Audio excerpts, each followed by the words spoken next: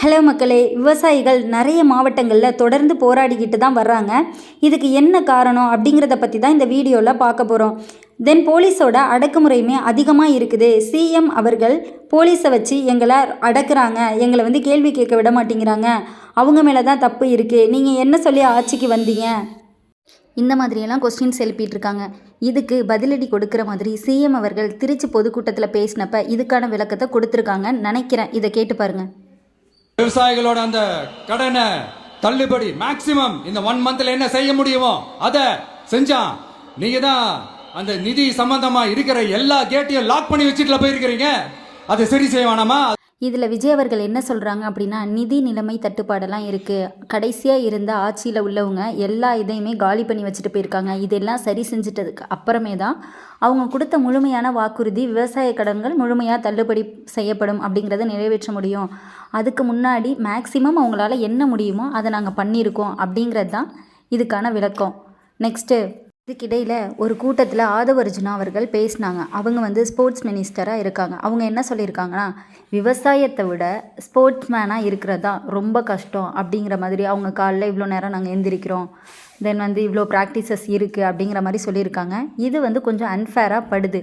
ஏன்னா சீரியஸாகவே சொல்கிறேன், விவசாயமும் ஸ்போர்ட்ஸுமே கம்பேர் பண்ணக்கூடிய விஷயமே கிடையாது. விவசாயம் அப்படிங்கிறது நம்ம நாட்டோட முதுகெலும்பு, நம்ம எல்லாரோடையுமே உயிர் வாழ தேவையான ஒரு விஷயந்தான். இது ரெண்டுத்தையும் கம்பேர் பண்ணுறதே எனக்கு தெரிஞ்சு நான் தப்புன்னு தான் சொல்லுவேன்.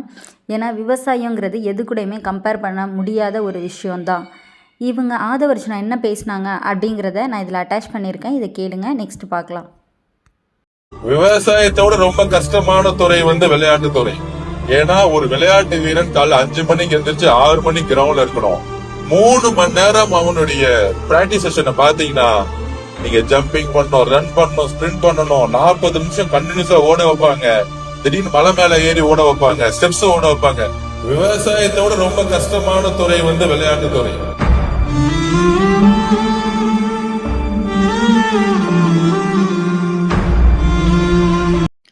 ஆதவ அர்ஜுனா அவங்க சொன்னாங்கள்ல, ஒரு நாளைக்கு காலைல நேரமாக எந்திரிப்பாங்க, 3 ஹவர்ஸ் எக்ஸசைஸ் பண்ணுவாங்க, எல்லாமே ஏற்றுக்கக்கூடிய விஷயம் தான், நம்ம இல்லைன்னு சொல்லலை. ஆனால் ஒரு முக்கியமான விஷயத்தை புரிஞ்சுக்கணும்.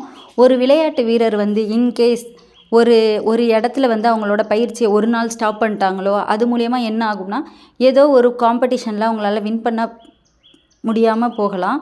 ஆனால் இதே விவசாயிகள் ஒரு பருவத்தில் ஒரு விதை போடலை அப்படின்னா நம்மளோட உணவின் தேவை பாதிக்கு பாதி குறைய ஆரம்பிக்கும். இதனால் நிறைய உணவு தட்டுப்பாடுகள்லாம் ஏற்படும். ஏன்னா இது ரெண்டுமே ஆக்சுவலி கம்பேர் பண்ண வேண்டிய விஷயமே கிடையாது. இன்றைக்கி உலகத்தில் பெரிய மனிதரையும் எடுத்துக்கோங்க, மருத்துவரா, பொறியாளரா, அறிவியலாளரா, விளையாட்டு வீரரா, நடிகரா, அரசியல்வாதியா, எல்லாருக்குமே தினமும் 3 வேளை உணவு தேவைப்படுது. அந்த உணவு உற்பத்தி செய்பவர் யார்? விவசாயிகள் தான்.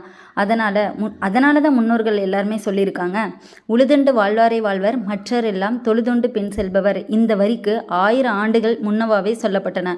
ஆனால் இன்னைக்கு கூட அதே உண்மைதான். ஒரு நாட்டின் உண்மையான செல்வம் தங்கம் இல்லை, பெரிய கட்டிடங்களும் கிடையாது, பங்கு சந்தை கிடையாது, அந்த நாட்டின் விவசாய நிலங்கள் தான். ஏன் அப்படின்னா, பணத்தை நம்மளால் சாப்பிட முடியுமா? முடியவே முடியாது. தங்கத்தை முடியாது, மொபைல் ஃபோனை முடியாது, உணவை மட்டும்தான் சாப்பிட முடியும். அந்த உணவு உருவாக்குபவர் தான் விவசாயிகள். இன்று பல இளைஞர்கள் விவசாயத்தை விட்டு நகரங்களுக்கெல்லாம் செல்கிறாங்க. ஏன் தெரியுமா? விவசாயிகளுக்கு குறைவான வருமானம் தான் கொடுக்குறாங்க, மரியாதை குறைவு, பாதுகாப்பு குறைவு. இது மாற வேண்டும். விவசாயத்தை ஒரு தொழிலாக மட்டுமல்லாமல் ஒரு தேச தேவையாக பார்க்க வேண்டும். விளையாட்டு வீரர்கள் நாட்டிற்கு பதக்கங்களை வாங்கி தருகிறார்கள், அவர்களை நாம் கொண்டாட வேண்டும். ஆனால் விவசாயிகள் நாட்டிற்கு உணவை வாங்கி தருகிறார்கள், அவர்களையும் அதே அளவுக்கு கொண்டாட வேண்டும்.